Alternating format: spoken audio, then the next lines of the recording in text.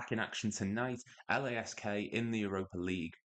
A team that I don't know a great deal about, I'll be honest. When our groups drew, I think Toulouse were the only ones that I really knew anything about. And even then, it was minimal what I did.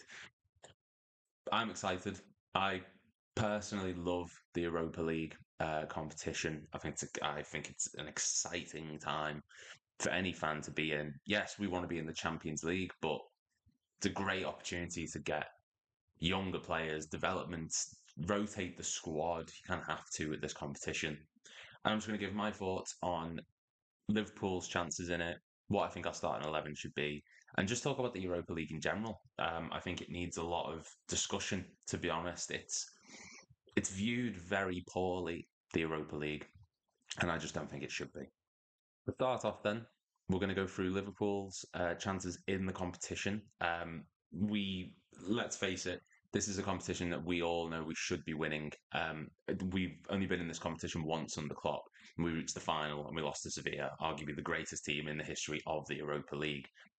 So, no shame there. I remember watching that match.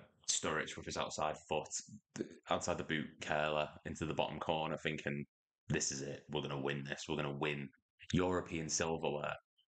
It didn't happen that day. It'd take us a couple of years to go on and do that, obviously, in the Champions League. But the Europa League holds very fond memories for me. You look back, it was one of Klopp's. Well, it was in the first season we had under Jurgen Klopp. His first win as a Liverpool manager was in this competition. There was the incredible game in the matches in the round of 16 against Manchester United where we dominated them and threw them out of the competition. Coutinho with the incredible chip goal over David De Gea. And then you go into the next round and we played Dortmund that's up there with the Barcelona win, in my opinion. It gave me some of my happiest memories as a football fan, not just a Liverpool fan, seeing Lovren score that late goal. Coutinho with his signature curler into the bottom corner, Sacco getting his goal to get things level. And it built massively to that incredible moment at the end when Lovren heads the ball in. He runs at the corner to celebrate with the crowd, jumps in the air, slides. It was something I will never forget. But yeah, so I view this competition in high stead. I think anyone who turns their nose up at any European competition, regardless of what it is daft. The aim is to win silverware. It's a competition you're in to win silverware. It's European silverware. So, and you win this competition, you're guaranteed Champions League next season, and you're in the Super Cup game. So there's a chance for 2 pieces of silverware then, and a progression into the next stage up. So people who say they turn their nose up at it or want to just ignore the competition as a whole, it's people who have been so blessed with success their whole footballing lives that to view anything other than Champions League as important would be sacrilege to them. Liverpool should be winning it. I think especially with our group that we've got, there's a good chance to get youngsters involved in this team now. I'll go through that now when I pick my starting lineup. This is a competition that we have to rotate. You can't play the same squad. You can't play the same starting 11 for this and in the league in 3 days' time. It does not work. The Thursday nights to Sunday mornings or Sunday evenings are intense. So rotation is key.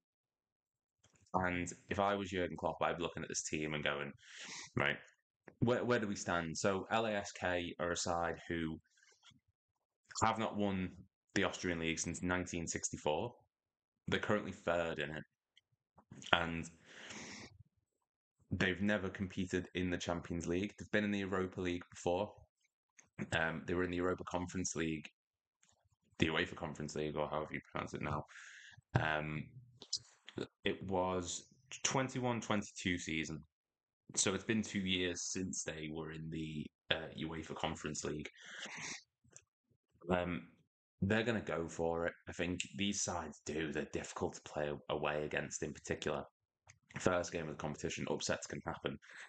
Now, Klopp has said don't expect too much rotation because we need to treat this seriously and we need to play our best players, which I understand. Make a statement, but do you really want to be playing the likes of Mo Salah feature prominently in this competition at the beginning to risk getting an injury which could hamper the Premier League campaign? Not really. Not when we have the depth that we do in certain areas. If I was going into this, I'd want to rotate. I think starting off with the goalkeeper, there's a debate over whether Allison should start just to keep us stable for the first game. I'd be bringing Kelleher in. He's talented enough to be a number one starting goalkeeper at most clubs. And in this game, if he can't get into this, he's not just going to be happy with the Carabao Cup and maybe not even the FA Cup. This is a great opportunity for him to assert himself on the European stage, which is what he needs. And we know he's capable. We know he's more than capable of doing it. Left back, I'll be doing Simicas. Give Andrew Robertson a break. He's played every game so far.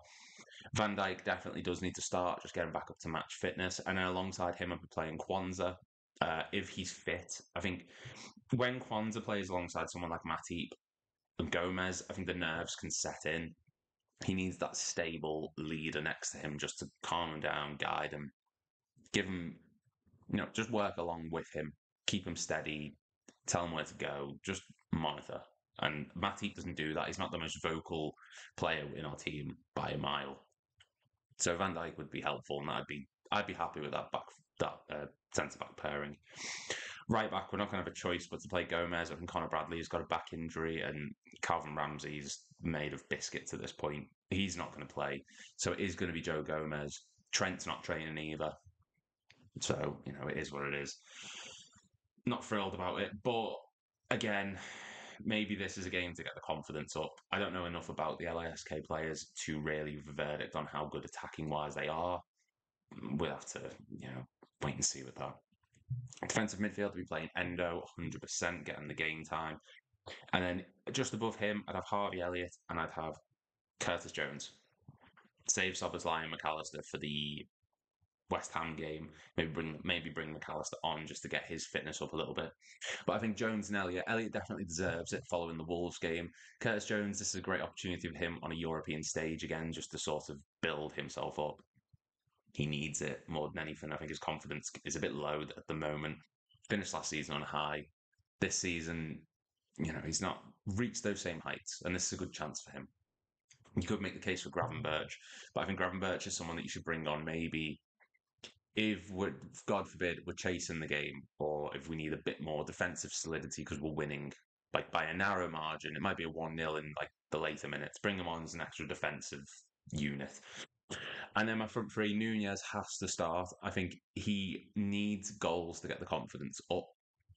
This is a perfect chance for him in this competition to get a good number of goals. Build that confidence. Let him flourish. Like, he needs matches like this. There's no point playing Gakpo. Gakpo is better suited when we're playing teams where the outwork is in midfield because he comes deep. Nunez is needed when you want him in the box. You just want someone who's going to score goals and run at defenders with the ball. And this is the perfect time for him. Right wing, Bendo. Just signed the bumper contract. He's now with us for a long time. He's very young. He's done great for Scotland on international duty. Get him playing. This is the ideal time for him to get game time. Let him feature. Let him get involved with the team. He needs to now. This is the step up that he absolutely needs in his career. Show what he's capable of. A Europa League goal puts him in good stead, and I wouldn't be shocked if you saw him then against West Ham. And then left wing, I would probably be playing Jota. I think Diaz needs to rest a bit. He plays all the time. He comes up so well for us, and I think Jota needs that goal in him as well at the moment. Just rotate more that one. That one's not an urgent sort of thing. That's just, I want to see the squad rotate a bit more. Get the players game time, because that's what the Europa League group stages are for. If we can rotate the squad and get through to the point where the last 2 or 3 games are just doesn't matter because we've already qualified. Perfect, ideal result, and then just play whoever, play your weakest lineup. So yeah, I think it's absolutely necessary just to rotate at this point. And there's players in there that I'm 100% certain will start, and the players in there who I'm not convinced will start. But that's just the one I do personally. So yeah, I mean, with regards to this competition, I'm excited. I'm definitely excited about it. I do want to be in the Champions League, but I'm not sad about being in the Europa League. I love the Thursday night feeling, as daft as it sounds, and I know there's going to be people who give stick, and there's going to be people who think otherwise. I just really enjoy it personally. I'm very excited about it. I'm having very nostalgic memories to 2015-16 when Klopp first came in, and those Thursday nights watching that, and then Sundays watching us play again. And something about the Europa League from those early days, it just brings back memories, and I really enjoy it. So yeah, thank you very much for watching. I'll be doing another video soon, probably discussing the Champions League, how that's gone. Bit of a clanger from the likes of Canada and Bellingham just doing what he does as usual. So thank you very much.